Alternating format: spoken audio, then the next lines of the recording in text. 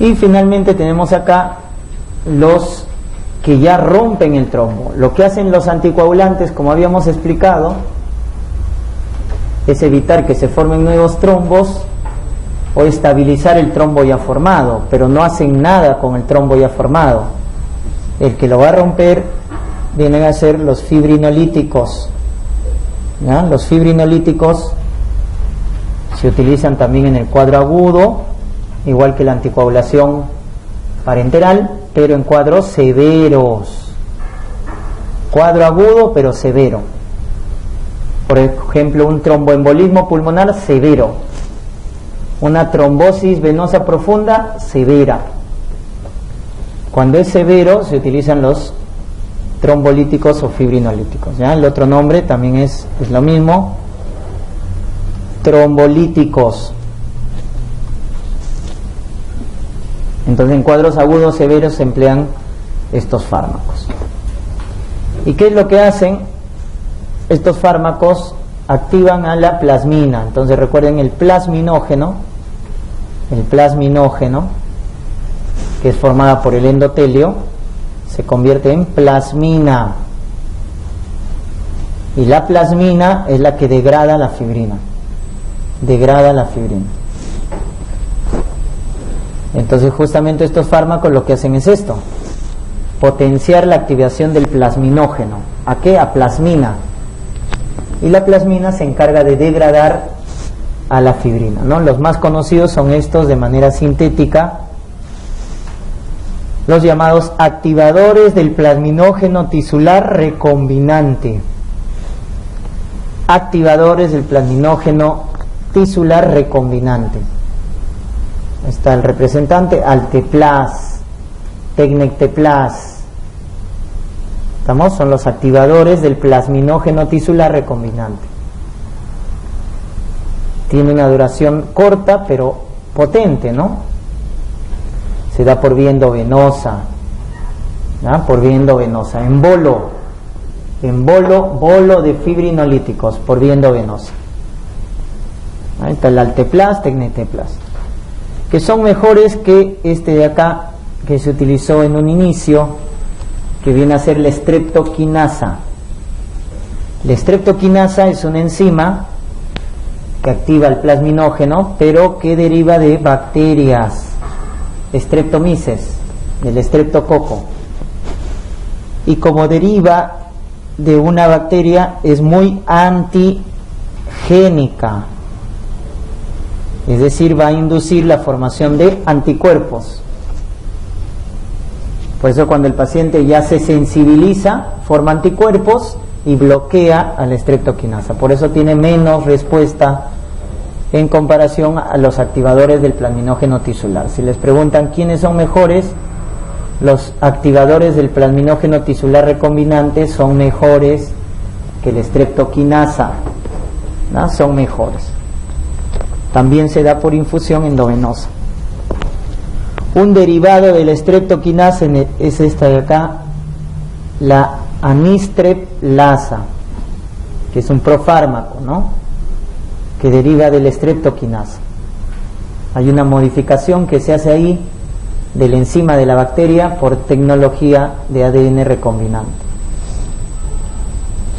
Lo que hace es que su liberación se alenta, ¿no? Libera lentamente la streptoquinasa, ¿no? Y la uroquinasa es otra opción, que también es una enzima que estimula la fibrinólisis, deriva del riñón humano, no es biológica, no es sintética, pero muy rara vez es usado, ¿no? Casos para trombosis venosa profunda es una opción, ¿no? Es una opción. Pero para los casos de tromboembolismo pulmonar, para casos de Zika, síndrome isquémico coronario agudo, se prefieren los activadores del plasminógeno tisular.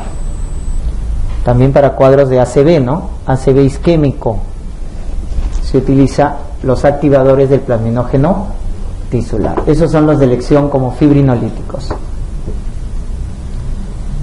Y debemos recordar esto de acá: cuando está contraindicado de forma absoluta los fibrinolíticos. Los fibrinolíticos tienen como contraindicación absoluta esto, ¿no?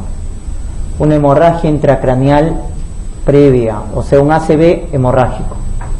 Ahí no podemos dar fibrinolíticos, si no empeoramos la hemorragia. Una lesión estructural de vasos, aneurismas, ¿no? Los aneurismas cerebrales, los más frecuentes en la circulación anterior, ¿no? En la comunicante anterior. Los aneurismas o malformaciones vasculares a nivel cerebral contraindican el uso de fibrinolíticos, porque si no se rompen y generan hemorragia subaracnoidea, ¿no? El aneurisma, cuando se rompe, genera hemorragia subaracnoidea. Neoplasia maligna intracraneal, un astrocitoma, un meningioma, contraindica el uso de fibrinolíticos, la neoplasia maligna, ¿no? A nivel cerebral. O un ACV isquémico en los últimos 3 meses. ACV isquémico en los últimos 3 meses. Disección de aorta, también la disección de aorta contraindica el uso de fibrinolíticos. O si hay una hemorragia activa, ¿no? Una úlcera péptica sangrante, ¿ya? Una hemorragia digestiva, una hematuria activa, etcétera, excluyendo la menstruación, ¿no? La menstruación no se considera como hemorragia activa. Y trauma no penetrante craneoencefálico, o sea, un TEC, ya sea craneal o facial grave en los últimos 3 meses, es decir, que tenga o que haya tenido un Glasgow menos de 8, ¿no? Un Glasgow menos de 8, eso es TEC grave, cuando el Glasgow ya es menos de 8. Esas son contraindicaciones absolutas. Las otras son relativas, ¿no? Una hipertensión no controlada, una hemorragia interna reciente, funciones vasculares, embarazo, etcétera, ¿no? Muy bien. Entonces, todo esto de acá que hemos estudiado, antiagregación, anticoagulación y fibrinólisis, la vamos a elegir de acuerdo a la patología, ¿no? El clásico ejemplo es en el síndrome isquémico coronario agudo, ¿ya? Para integrar. Cuando tenemos un evento isquémico agudo, recuerden el síndrome isquémico coronario agudo, le toman un electrocardiograma, ¿no? En los primeros 10 minutos al paciente para clasificar su cuadro coronario agudo. Y lo clasifican como ST no elevado, ¿no? Cuando el segmento ST no se eleva, o elevación del ST. Elevación del ST. Entonces, por eso hay 2 tipos de síndrome coronario agudo, ¿no? El ST no elevado y el ST elevado. Recuerden que en el ST no elevado lo que se ha producido es que la arteria coronaria se ha obstruido, formándose un trombo, pero todavía hay luz. O sea, la oclusión ha sido parcial. La oclusión ha sido parcial y a base de plaquetas. En cambio, cuando el ST se eleva en el paciente, se forma un trombo que ocluye toda la luz de la arteria coronaria. Entonces, acá ya es diferente, la oclusión es total y el trombo es a base de fibrina. Por lo tanto es un trombo más duro, hace una oclusión total a base de fibrina, ¿no? Muy bien. Entonces, de inicio a todo paciente con cuadro coronario agudo, ¿qué le damos? Su nitroglicerina por vía sublingual. ¿Qué hace la nitroglicerina? Produce óxido nítrico. ¿Y qué produce el óxido nítrico? Venodilatación. Dilata las venas, y al dilatar las venas, ¿qué es lo que está bajando? La precarga, con lo cual le baja al corazón el trabajo, ¿no? Pues es un antianginoso, porque le estoy bajando el trabajo al corazón. Los nitratos bajan la precarga por venodilatar, ¿ya? Y eso se hace con el óxido nítrico. Los nitratos son donadores de óxido nítrico. Y acá le damos aspirina. ¿A qué dosis? Dosis de ataque. ¿Cuál es la dosis de ataque de aspirina? 300, 325, 326 miligramos, ¿no? O sea, más de 300 miligramos. Dosis altas de aspirina. No la profiláctica, ¿no? No, 81, 100 miligramos, no, dosis de ataque. O si es clopidogrel, la dosis de ataque de clopidogrel, recuerden, es de 300 miligramos. 300 miligramos es la dosis de ataque de clopidogrel. En cambio, cuando queremos prevenir, la dosis de mantenimiento de clopidogrel es 75 miligramos por día. Esa es la dosis de mantenimiento, ¿no? En la aspirina es 81-100. En el clopidogrel es 75 miligramos por día, la dosis de mantenimiento. Pero esta es dosis de ataque. ¿Por qué utilizamos estas dosis altas? Porque es un cuadro agudo. Por eso utilizamos la dosis de ataque. Y el tratamiento de elección del ST no elevado, ¿cuál va a ser? Va a ser, como estos pacientes tienen alto riesgo de trombosis, su anticoagulación. Pero además de darle anticoagulación, le tengo que dar su antiagregación. Plaquetario. Y como son pacientes de alto riesgo, se da 2 antiagregantes. 2 antiagregantes plaquetarios más un anticoagulante. Con lo cual se imaginarán el riesgo de hemorragia es alto, ¿no? Pero vale la pena, porque estos pacientes si no se mueren por trombosis. Recuerden, principal causa de muerte, la causa cardiovascular, ¿no? Por infarto. Entonces da un anticoagulante y 2 antiagregantes. ¿Qué anticoagulante? Va a depender del riesgo de sangrado. Si nos dicen que el paciente tiene bajo riesgo de sangrado, ¿qué anticoagulante dábamos? ¿Qué anticoagulante dábamos? Heparinas, cuando tiene alto riesgo, bajo riesgo de sangrado. Pero ¿qué anticoagulante utilizábamos si tenía alto riesgo de sangrado? El pentasacárido, ¿no? Fondaparinux, cuando tiene alto riesgo de sangrado. Ahí teníamos para elegir o heparina o fondaparinux. Y eso se evalúa el riesgo de trombosis con el riesgo de sangrado. Y de antiagregantes 2. El de base, la aspirina, más un inhibidor de ADP. Y nuevamente acá, si el paciente tiene bajo riesgo de sangrado, ¿con qué le sumamos a la heparina? Con ticagrelor. Pero si el paciente tiene alto riesgo de sangrado, ya no le doy ticagrelor. A la aspirina lo combino con clopidogrel, cuando tiene alto riesgo de sangrado, ¿no? Aspirina más clopidogrel. Y ese es el tratamiento base del ST no elevado. En cambio, en el ST elevado, miren, ha hecho una oclusión total, el trombo es a base de fibrina, por lo tanto el tratamiento es reperfundir. ¿Qué hay que hacer con este trombo? Hay que lisarlo, hay que destruirlo. Por eso acá el tratamiento de elección son los fibrinolíticos. ¿A quién damos fibrinolíticos? Al ST elevado, donde los activadores del plasminógeno tisular recombinante son mejores que la streptoquinasa. Los activadores del plasminógeno tisular recombinante son mejores que la streptoquinasa. Pero ojo, actualmente hay algo mejor que los fibrinolíticos.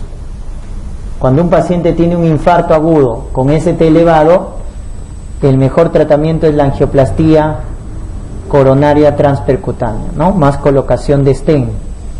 Angioplastía coronaria transpercutánea, o sea, la prueba invasiva, se le coloca su stent. Ese es el mejor tratamiento para un cuadro de infarto con ST elevado. Pero ¿cuál es nuestra realidad? Que no todos los hospitales hacen angioplastía, porque es un procedimiento invasivo. Entonces, como los hospitales no hacen angioplastía, a las justas en el Perú el único que hace las 24 horas es el INCOR. Entonces de ahí todos los hospitales, los de referencia lo hacen a medio turno, y los periféricos obviamente que no. Entonces está mal distribuido el sistema de salud, porque en países europeos cada cierto radio de kilómetros hay un hospital con angioplastía. Cada centro tiene su hospital con angioplastía. ¿Por qué? Porque acá el tiempo corre, el tiempo vale oro. Mientras más demoremos en colocarle su stent, el paciente se va a morir. Es por eso que la distribución debe ser simétrica, ¿no? De acuerdo al territorio. Entonces, como en nuestra realidad no hay hospitales que hacen angioplastía, ¿quién representa una alternativa eficaz, pero que debo darla de forma inmediata? Los fibrinolíticos. Si a alguien le da un infarto ST elevado, le coloco bolo de fibrinolíticos lo más rápido posible, y luego ya lo refiero al paciente para angioplastía, porque ese es el tratamiento de elección y tratamiento definitivo. No me quedo con los fibrinolíticos, al final el paciente tiene que ir a la colocación de stent, ¿no? Entonces miren, ahí vemos la aplicación de la antiagregación, de la anticoagulación y de los fibrinolíticos, ¿no? Un claro ejemplo es en el cuadro isquémico coronario agudo. ¿Cuánto es la ventana terapéutica acá para reperfundir? Hasta 12 horas puedo reperfundir, pero eso no quiere decir que voy a esperar el último momento. Los fibrinolíticos se deben colocar en los primeros 30 minutos, es donde obtengo la mejor respuesta, y la angioplastía en las primeras 2 horas, en los primeros 120 minutos. Ahí es donde voy a obtener la mejor respuesta. Cuanto más temprano, mejor. La angioplastía en los primeros 120 minutos y los fibrinolíticos en los primeros 30 minutos. Pero puedo darlo hasta las 12 horas, ¿no? Muy bien. Otro ejemplo es cuando ven los casos de tromboembolismo pulmonar. Un paciente con tromboembolismo pulmonar, ¿no es cierto?, es un paciente que tiene factores de riesgo, ¿no es cierto?, factores de riesgo para trombosis, y empieza a hacer falla respiratoria. Recuerden cuáles son los factores de riesgo: reposo prolongado. Un paciente, cuando hagan la práctica hospitalaria, un paciente que va a estar en reposo más de 4 días, encima es obeso, encima se ha operado de la cadera, del fémur, o sea, cirugía ortopédica o cirugía mayor, o mujer que está tomando anticonceptivos, o tiene cáncer, o está embarazada. Miren, esos son los factores de riesgo. ¿Para qué? Para trombosis. Y con estos factores viene con insuficiencia respiratoria aguda. Entonces, ¿cuál debe ser mi sospecha diagnóstica? Un tromboembolismo pulmonar. Cuando tengo estos factores de riesgo y el paciente empieza a hacer disnea, una disnea súbita, aguda, debo descartar un tromboembolismo pulmonar. Entonces rápidamente debo confirmar el diagnóstico. La prueba confirmatoria se llama la angiotomografía. Y una vez que he confirmado con la angiotomografía que se trata de un tromboembolismo pulmonar, porque vamos a ver que hay trombos en donde, en la circulación arterial de los pulmones, ¿no? En la circulación arterial de los pulmones hay trombos. O sea, en la arteria pulmonar hay trombos.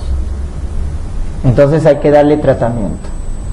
Si el TEP es un TEP leve a moderado, simplemente se le da anticoagulación. Si es leve a moderado, entonces utilizamos ahí las heparinas, que son las de elección. Y luego les voy a dejar al paciente con warfarina para evitar que el trombo crezca más, ¿no es cierto? Siempre primero utilizamos la vía parenteral y luego al paciente lo dejamos con la vía oral, que es warfarina. Pero si el TEP es severo, es decir, masivo, es decir, compromete más del 50% de la circulación pulmonar. Si el tromboembolismo pulmonar es severo, masivo, porque compromete más del 50% del pulmonar, está generando hipotensión, está generando cianosis, shock, ahí se dice que es masivo. ¿Qué se hace? ¿Qué damos en casos severos? Fibrinolíticos. Fibrinolíticos. Cuando es un TEP masivo, cuando es un TEP severo, damos los trombolíticos o fibrinolíticos, donde nuevamente los activadores del plasminógeno tisular recombinantes son los de elección. ¿Y qué pasaría si el paciente no se puede dar, en este caso, los fibrinolíticos porque tienen contraindicaciones, ¿no? Hemos dicho ACV isquémico, hemorrágico, aneurisma, neoplasia cerebral o disección de aorta? No podemos dar fibrinolíticos, ahí entonces la conducta es cirugía, ¿no? Se hace una embolectomía. Hay que sacar el émbolo, el trombo que está en la circulación pulmonar. Pero el manejo médico es con fibrinolíticos. Cuando está contraindicada la fibrinólisis, será en este caso el manejo quirúrgico. ¿Ya? El manejo quirúrgico. Y nuevamente, ¿qué pasa si el paciente en este caso nuevamente tiene factores de riesgo que hemos visto que son para trombosis, neoplasia, anticonceptivo, reposo prolongado? Te dicen que viene con edema de miembros inferiores, los mismos factores de riesgo, pero el paciente viene con edema de miembros inferiores, ¿no?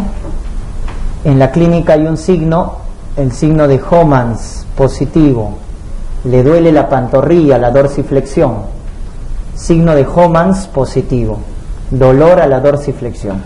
Esa es una trombosis venosa profunda. Trombosis venosa profunda. Entonces, en este caso, la prueba para evaluar es la ecografía Doppler, el ecodoppler venoso de miembros inferiores, para confirmar. Entonces, que con el ecodoppler confirmo la trombosis venosa profunda, y si confirmo, hay que dar anticoagulación. Entonces, si esta trombosis venosa profunda es leve, moderada, nuevamente, simplemente se le da anticoagulación. Anticoagulación. Nuevamente, le dejamos heparina para el cuadro agudo, y cuando ya se va a ir a la casa por meses, 3 a 6 meses, lo dejamos con warfarina. Con warfarina. Primero la anticoagulación parenteral y luego la de mantenimiento, que es la anticoagulación oral, ¿no? Con warfarina. Pero si me dicen que el TBP es masivo porque ha comprometido el territorio de la vena femoral, de la vena tibial, de la vena poplitea, del miembro inferior, es masivo, es extenso la trombosis, entonces en este caso hay que dar fibrinolíticos. Fibrinolíticos. ¿No? Fibrinolíticos. Cuando es masivo. Porque ¿cuál es el problema de la trombosis venosa profunda? Que el paciente va a hacer tromboembolismo pulmonar. Si tú no tratas un TBP, el 50% hace tromboembolismo pulmonar. ¿Ah? El 50% hace tromboembolismo pulmonar. O sea, hay que tratarlo, ¿no? Anticoagulación, pero si es masivo, hay que dar fibrinolíticos, hay que romper esos trombos. ¿Y qué pasa si está contraindicado los fibrinolíticos o no puedo dar anticoagulación también? Porque el paciente tiene mucho riesgo de sangrado. La alternativa a la terapia es el filtro de vena cava. Se coloca un filtro en la vena cava. Es un filtro que lo que va a hacer es evitar que los trombos lleguen a la circulación pulmonar, ¿no? Entonces se coloca filtro de vena cava, con lo cual ya no necesita el paciente anticoagulación ni fibrinólisis. ¿Por qué? Porque con eso se va a evitar que los trombos pasen a la circulación pulmonar, ¿ah? A la circulación pulmonar. Muy bien, esa es entonces la aplicación que hemos visto con respecto a la antiagregación y anticoagulación, ¿ya? Y la fibrinólisis.